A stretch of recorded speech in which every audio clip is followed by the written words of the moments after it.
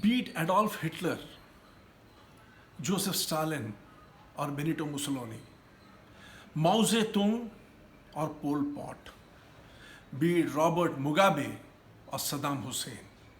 God knows how many more like them. They vested themselves with divine power. And this power they used to trick, subdue, suppress, torture, and terrorize people. And the weapon they used was fear. In the English language, there is a special word for them. They are called despots.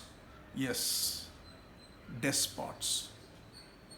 On the other hand, we have people like Mahatma Gandhi, Martin Luther King, Nelson Mandela, who fought for civil liberties. We have Bill Gates, an epitome of entrepreneurship. We have Steve Jobs, who is synonymous with innovation. Calvin Klein, the very name conjures of fashion. And Germaine Greer, that Australian writer who made feminism so famous. These people are leaders. Yes, despots coerce while leaders liberate.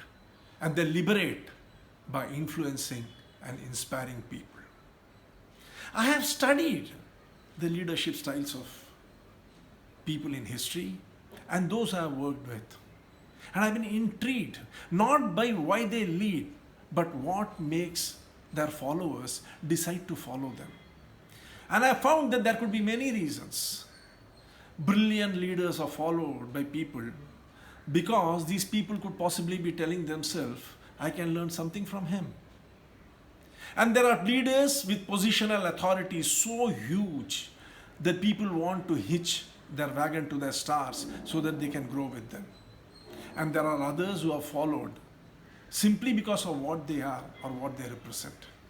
Friends, irrespective of why people follow them, there is one common string running through all these people, and that is they are all inspired by the people they follow. Do you want to inspire people? Do you want people to follow you to the end of the earth? Do you want people to hang on to every word that you say?